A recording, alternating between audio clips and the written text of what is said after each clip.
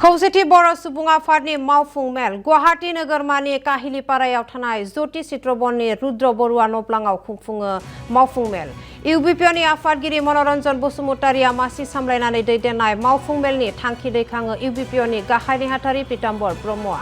खौसेथि बर' सुबुं आफादनि मावफुं मेलाव गाहाय आलासि महरै नुजाथि हादरसानि ट्राइबेल अनसाय आरो सोलोंथाइ बिफाननि मन्त्रि डाक्टर रनज पेगु बिथाङा दिनैनि गोनांथार मावफुं मेलाव बर'नि थामथि गोजोन गोरोबथानि दफाफोरखौ मावफुंनायजों लोगोसे गासै मोन 22 आयदाफोरखौ लानानै बिजेपि सरकारनि सेराव दाबिनि थांखि आजावो आरो बिटिआर गोरोबथानि दफा मावफुंनायजों लोगोसे मोन 22 दाबिफोरखौ बिजेपि दोलोआ थारैनो मावफुंना होनायनि बिबान लागोन। अब्ला खौसेथि बर' सुबुं आफादा दिनैनि मावफुं मेलनि दारैनो फैगौ आसाम आयेन आफादनि बिसायख'थियाव उदाङै बिजेपि आरो बेनि हानजा जुथेनाय दोलोफोरखौ मदद होनायनि थांखि आजावो।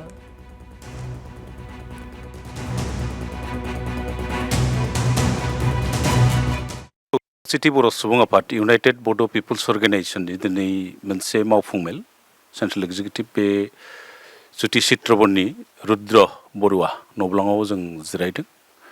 गासै गं 22 जिल्लानि गासैबो दैदेनगिरिफोरा जोंनाव फैदों आरो गासै मिरुनि दैदेनगिरि जयै जिहेतु खौसेथि बर' सुबुं आफादा मोनसे नन पलिटिकेल ससियेल अर्गेनाइजेशनबाबो बर' हारिनि राजखान्थिनि मोनथायफोरखौ मोनहोनो थाखाय जों खौसेथि बर' सुबुं आफादा खामानि मावबाय थादों आरो जोङो दाख्लै बावैसो 19 अक्ट'खालि 19 फेब्रुवारि खालि आसामनि गिबि मन्त्रि मानगोनां डक्टर हिमन्त बिश्व शर्माजों जोंना मोनसे सावरायमेल जादोंमोन। बे सावरायनायनि गेजेरजों जों माखासे दाबिफोर दैखांदों।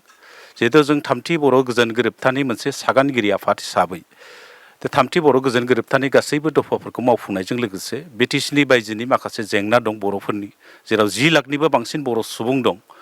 बेयाव जोंनि बर' कसारि वेलफेयार समाज काउन्सिलाव गासैबो गामिखौ सोसननाय, गासै 959 गं गामि दासिम सोसनबाय मोनसे नटिफिकेसननि दारै आरो गोबांथार गामि दंबावो बे गामिफोरखौ थिसननायनि दाबियाव आरो बेजों लोगोसे जों स्पेशल पेकेज बायदि बायदि डिमान्ड दं बेफोरखौ जों रायलायदों गिबि मन्थ्रिजों। आरो जों एबार बिसायख'थियाव जोङो